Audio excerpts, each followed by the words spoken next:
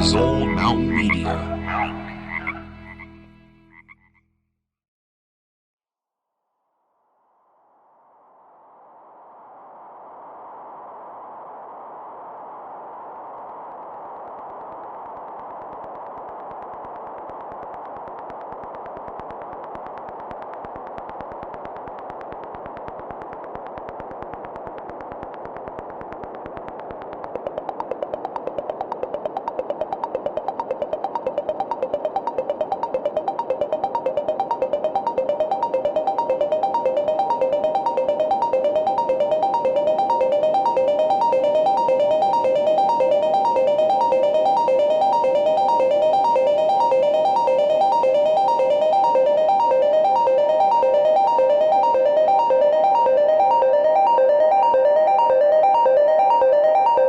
It's late June, 1980. You've just finished counting your tills for the evening in your two-pump gas station off Highway 530 just east of the small town of Darrington, Washington. The sun is sinking behind the trees to the west, and an orange glow fills your little store with a golden blanket.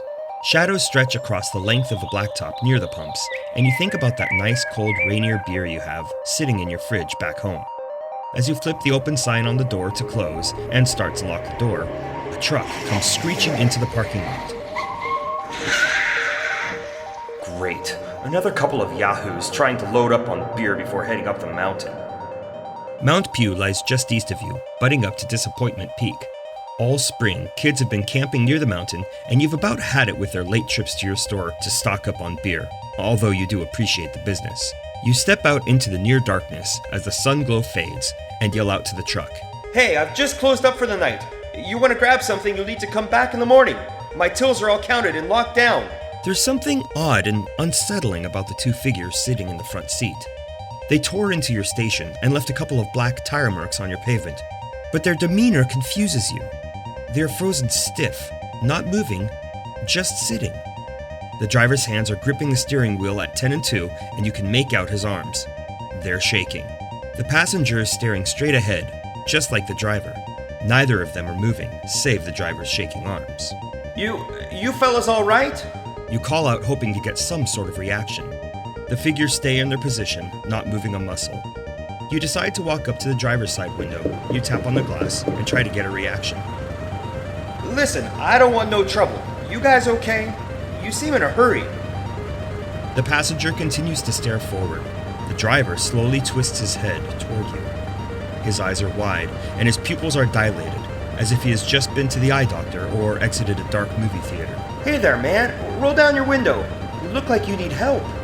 Slowly, the driver releases his death grip on the wheel with his left hand and rolls down the window of his blue Toyota pickup. There now, that's better. Hey, what's going on? You fellas look like you just seen a ghost.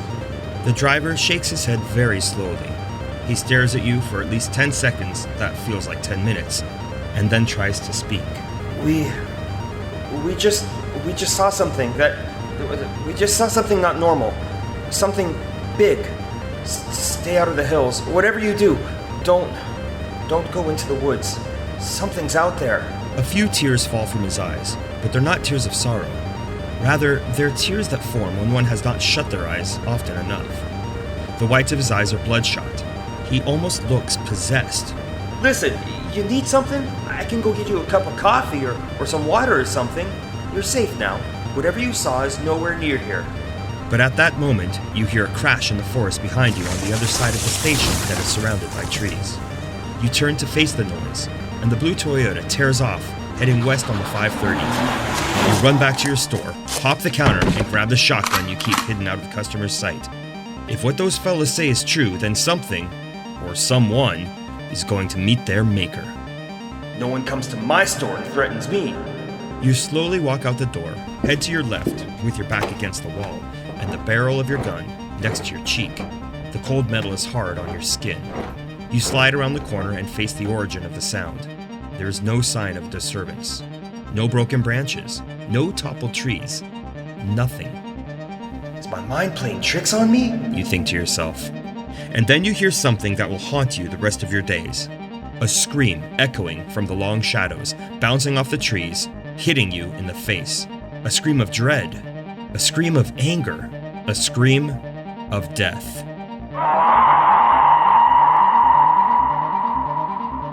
Welcome to Darrington.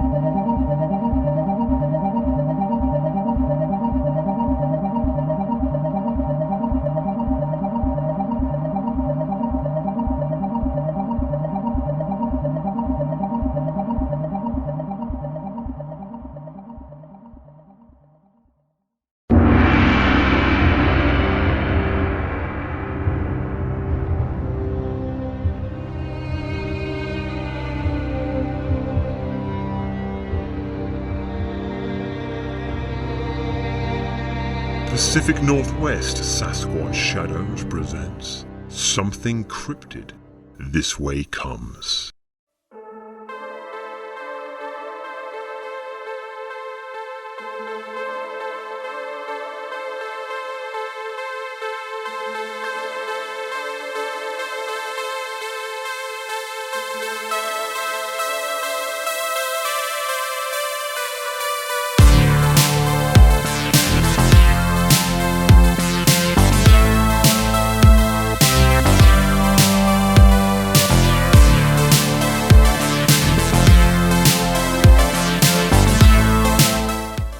The 1980s. Who could forget the neon, the Aquanet hairspray, recording music on your cassette deck from the radio, the Casio synthesized music, the pink, yellow, and turquoise Converse All-Stars, and everyone's all-time favorite movie, The Goonies. I think I just described my childhood. Small-town living has become a thing of admiration and nostalgia, and this takes us to our setting, Darrington, Washington, a quaint little town with a heart of gold. This small community sits in the North Cascades, about 2 hours northeast of Seattle, Washington. A small grid with a population that never crosses the 1,500 mark. The Snohomish County town sits in a mountain valley formed by the Sauk and North Fork Stillaguamish rivers. Non-indigenous settlements in the area began in the 1890s near the traditional home of the Sakumehu tribe. Prospectors discovered the riches of the land in the 1880s, and gold was hidden deep within the ground. Soon, the logging industry took over and the Sauk Prairie settlement was established, known as the Portage, and thus the town of Darrington was born, incorporated in 1945. Even in modern times, when you walk the small streets of Darrington, you feel you are thrust back in time. Mountains squeeze in on top of you from the east, and the rushing of the rivers nearby cause a sense of ominous peace. It's an absolutely charming town. One you might stop in while you're heading up to Pew Peak for some camping, hunting, or river kayaking, just like the hunter in our first story.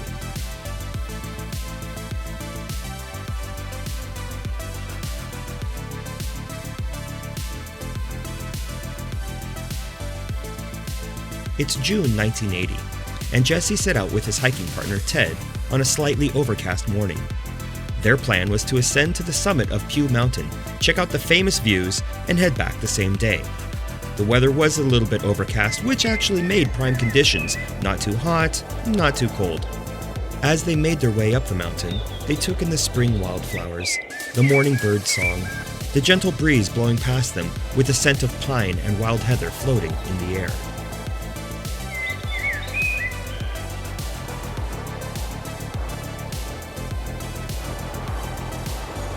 Creeks and streams of dark water flowed over rocks covered in blankets of moss, and the density of the foliage caused a stillness in the air. After emerging from the trees, they were greeted with looming gray clouds and a boulder-strewn landscape. It reminded Jesse of the surface of the moon. The sun finally peeked through the clouds. Jesse looked to his left and noticed a family of white mountain goats grazing in the meadow below. Marmots sounded their alarms, a high-pitched whistle, warning other marmots of Jesse and Ted's presence. It was a peaceful, serene environment, one of harmony with nature. Jesse felt his mind relax despite the strenuous climb and pressed on toward the peak. Finally, by midday, the hikers summited. The beauty of the Cascades was evident in the rolling hills, sharp cliffs, and various small mountain lakes in every direction, with patches of snow glistening in the afternoon sun. They pulled out their small lunches, talked of the simple things in life, and took a short nap before their descent. It was hard to stand and leave such a beautiful place, but the wind was picking up, and the evening fell in these mountains as fast as an undertow that pulls the unsuspecting victim out to sea. They were in no hurry to be stranded in these woods, despite their beauty, and gathered up their belongings, ready to head home. They hiked across the boulder face of the mountain for an hour, and then Jesse turned to look back at the path they had just left.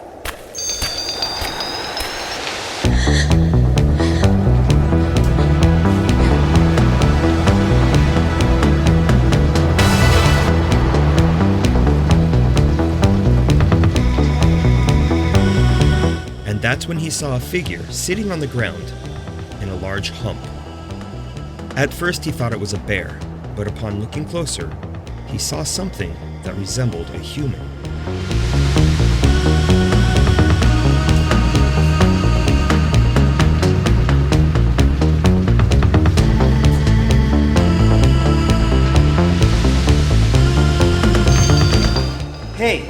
Hey Ted, there's someone over there back on the pass.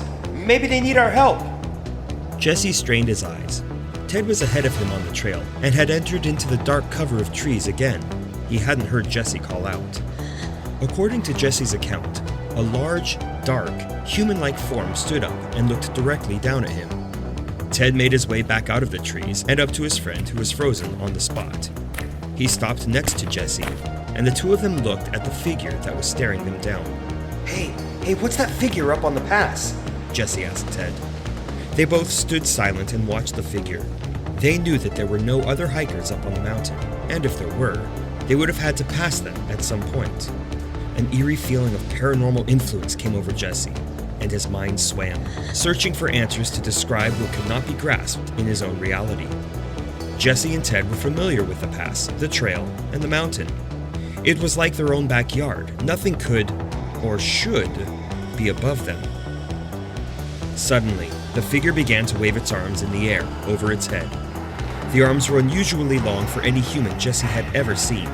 The waving was not calm, as if to say hello. Rather, it was aggressive, menacing, threatening. Jesse tried to reach into his pack to grab his camera, but he was afraid to take his eyes off the creature. As with most sightings, photography tends to be the last thing on the experiencer's mind. While Jesse knew a picture would be crucial, the thought quickly escaped his mind. He and Ted stood in wonder, haunted wonder, contemplating what their eyes were taking in. Surely this was a creature and not a human. But what kind of creature could it be? Bears don't wave their arms over their heads, and even if they did, their arms are not even a quarter of the size of this creature's. After what seemed a speck in time but ended up being over 15 minutes, the creature lowered its arms.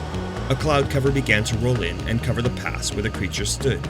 The hikers continued to stand transfixed, almost as if in a trance, and suddenly were awoken from their stupor. The sun was hiding behind the gray clouds, and the reality of their vulnerable isolation hit them in full force. It was time to leave, and fast.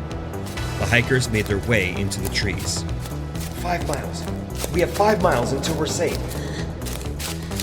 Jesse yelled out to Ted, who had slowed his pace after a mile. Indeed, they needed to get to their truck and the safety of the small nearby town of Darrington. As they continued running through the dark forest, Jesse couldn't help but feel they were being watched, even chased. He couldn't hear anything behind them as he and Ted's boots were kicking up dirt, rocks, and mud, and he was sure of it. They were being followed. They continued their near sprint down the mountain and finally, after what seemed hours, arrived at their truck. Jesse hoped that another vehicle would be near their truck, explaining the presence of the creature. Maybe it's just a crazy person with really long arms. Maybe some idiot is playing a prank. But no sign of another person was at the trailhead. They were alone. The sun was setting and was nearly on the horizon. They had to get out of there. The hikers jumped into the truck and Jesse threw it into gear. They sped out of the gravel-covered parking lot and peeled onto Road 1855, connecting to the 530. They sat in silence. Only the wind blaring through the windows and the sound of the engine shifting gears filled their heads. both were lost in thought. What they had seen was not human, but it wasn't an animal either. It was different. Something not of this world, and if it was, then something not of this dimension. In the distance, they finally saw a gas station. They pulled into the small parking lot and noticed the attendant flipping over the open sign. The sky cast an odd orange glow across everything. Jesse cranked his steering wheel to the left and the truck slid to a stop. The engine idling, Jesse and Ted knew they had seen something no one would ever believe.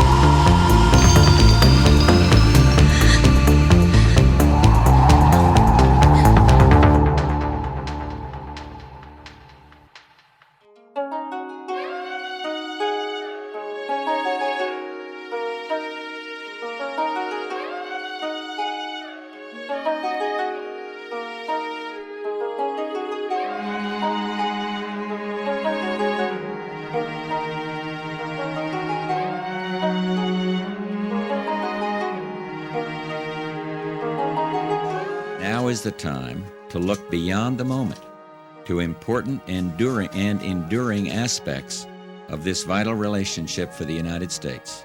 And it's important at this time to act in a way that will encourage the further development and deepening of the positive elements of that relationship and the process of democratization. It would be a tragedy for all if China were to pull back to its pre-1972 era of isolation and repression. Mindful of these complexities, and yet of the necessity to strongly and clearly express our condemnation of the events of recent days, I'm ordering the following actions. Suspension of all government-to-government sales and commercial exports of weapons. Suspension of visits between U.S. and Chinese military leaders. Sympathetic review of requests by Chinese students in the United States to extend their stay. And the offer of humanitarian and medical assistance through the Red Cross to those injured during the assault, and review of other aspects of our bilateral relationship as events in China continue to unfold.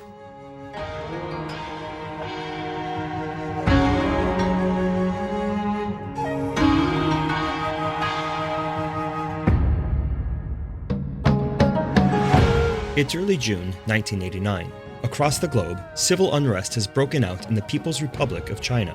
Demonstrations by students are being held in Tiananmen Square in Beijing, the capital of the country. Troops armed with assault rifles, along with tanks, roll onto the scene, and by June 5th, a day that will go down in history as a day of darkness with cries heard around the world, the protests were suppressed. Over 1 million people had gathered over the last 3 weeks to oppose a market economy that benefited some, but disadvantaged even more. This was a call to arms to challenge the Mao regime and the politically elite of the country, and sadly, it is said hundreds, maybe thousands, died for their convictions that day. Embargoes were placed on China from multiple Western countries. Foreigners in China were deported, and the unrest was felt in every corner of the world.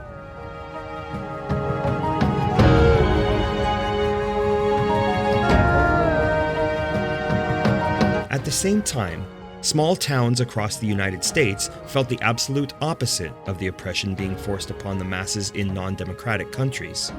Where economic well-being was not necessarily a dominating factor in everyday life, people continued on. Small towns in Washington state were becoming more popular as tourist attractions, and Darrington was such a town.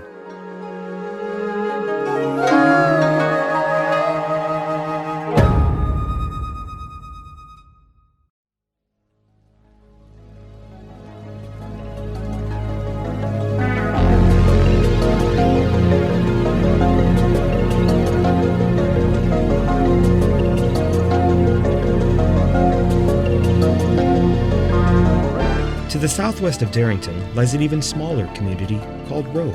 named after local pioneer William Rowe and situated on the land of the Tulalip tribe, otherwise known as Quilceda Village.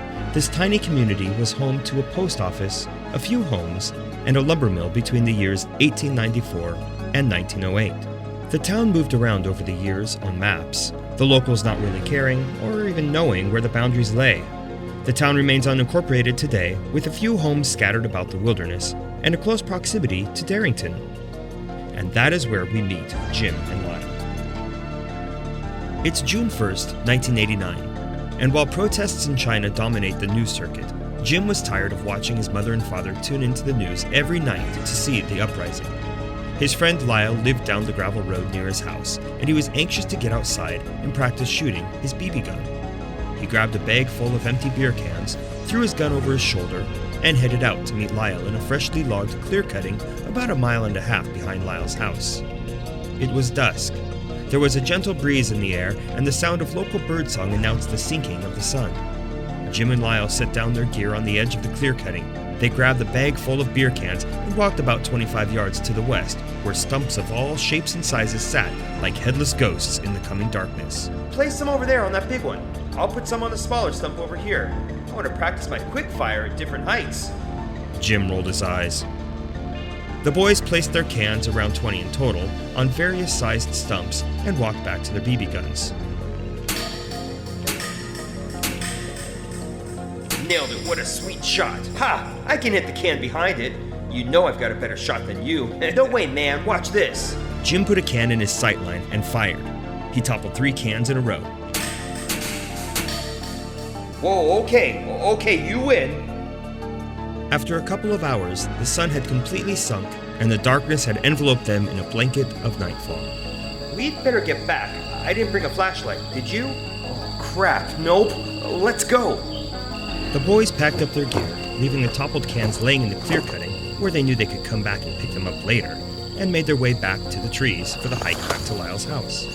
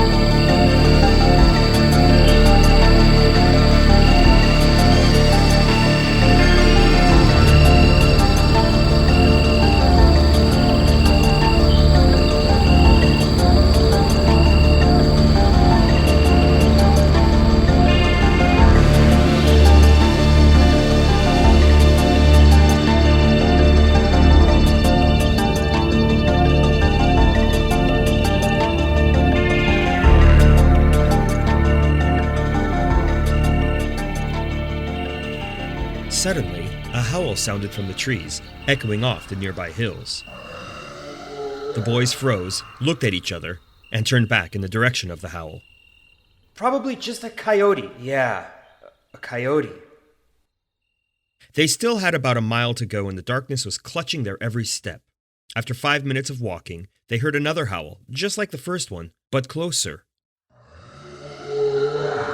The boys were terrified and started to run. Their jogging pace turned into an all-out sprint.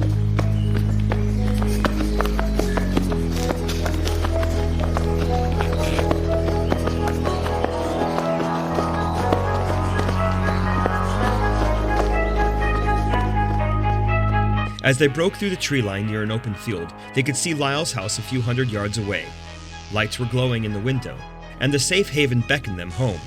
They slowed their pace, their confidence growing again, and made their way forward.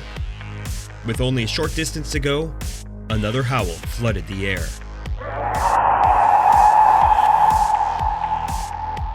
This second howl, as recalled later by Jim, sounded like it was from something really big that was very close. The scream continued, and they could hear an object crashing through the woods toward them. Oh my God, run!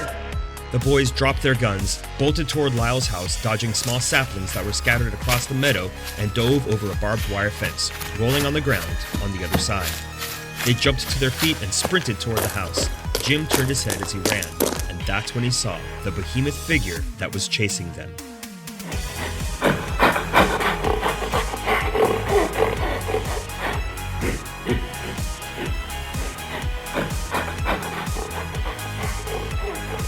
A 7-foot creature with brownish-red hair came barreling out of the trees. It was stocky in stature and reminded Jim of a linebacker from a professional football team. Its shoulder-length hair was flowing behind it, and the moonlight from over its shoulder caused the creature to look like a silhouette, with the details of the face being mostly hidden from the boys. It continued to scream and snarl.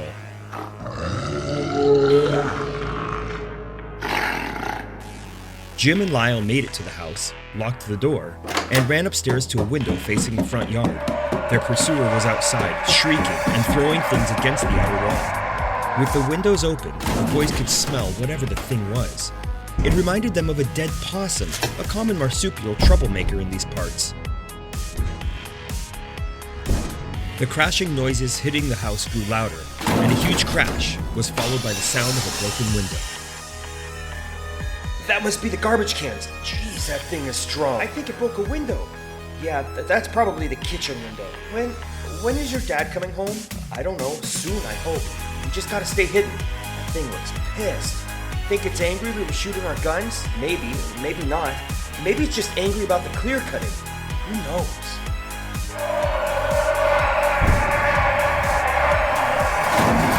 The boys stayed out of sight, glancing out the window on the second floor.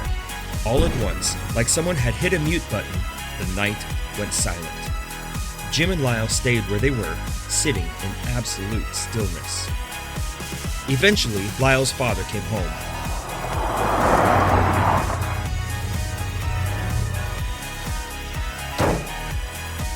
What the? Lyle, you here? What's with all the garbage outside? What did you guys do? Dad, we're up here. Lyle's father made his way upstairs and found the boys cowering in the corner on the floor underneath the window. Dad, you won't believe what just happened. We didn't make that mess. It was something else. Jim and Lyle took turns explaining what had happened. Lyle's father grabbed a flashlight, and the three slowly made their way out of the front door, walking around the strewn garbage, the dented garbage can, and the rocks and stones that had been hurled at the house. They made their way to the barbed wire fence that had a few posts uprooted from the ground, and found brownish red hair remnants snagged on pieces of the wire. That's not bear hair. Lyle's father's voice sounded shaken. He had lived his entire life in these woods, and had never seen hair like this before, at least, not from an animal that frequented this wilderness. They made their way back to the house, where Lyle's father placed the hair in a plastic bag to send off to a lab. The three sat at the kitchen table in silence, surrounded by shattered glass and an aura of uncertainty. Their lives would never be the same. Whatever they saw didn't want them there. Whatever they saw wanted to scare them. And it worked. The boys would never hike back near the clear cutting. They would never look into the trees without wondering what was looking back at them. They would never feel the stillness of night in the woods for the rest of their lives.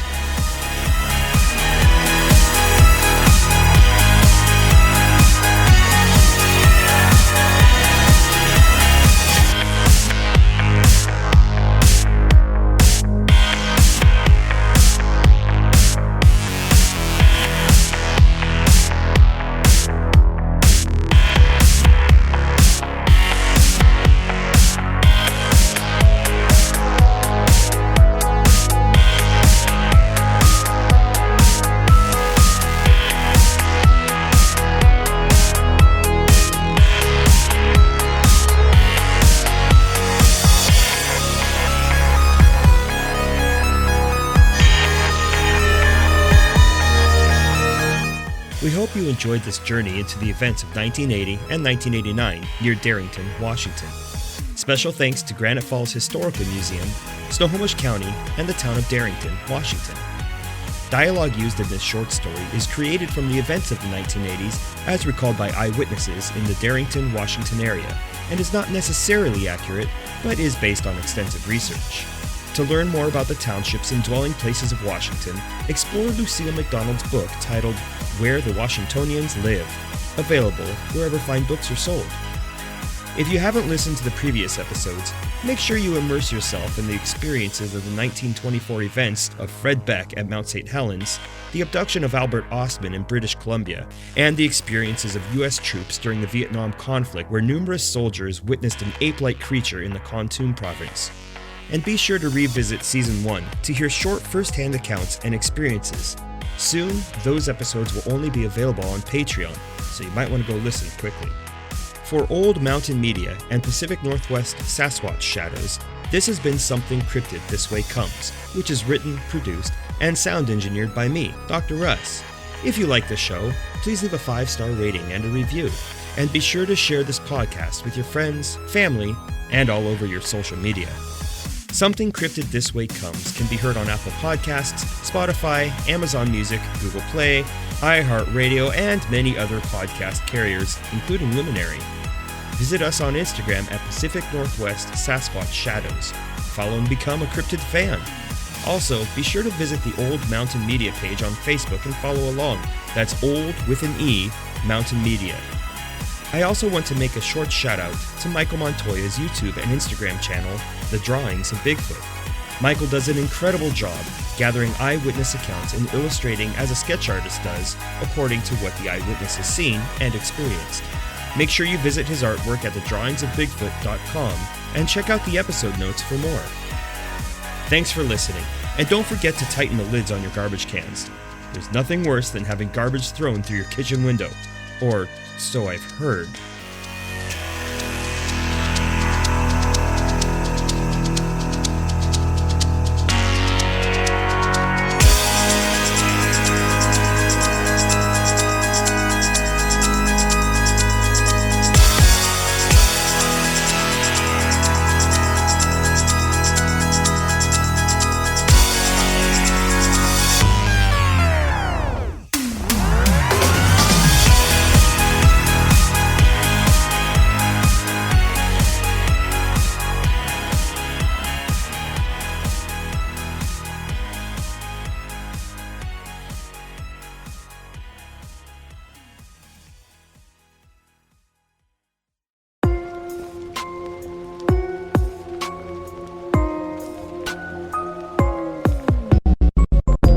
Something Cryptid This Way Comes is a production of Old Mountain Media.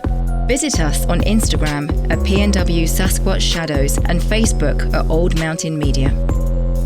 Something cryptid this way comes.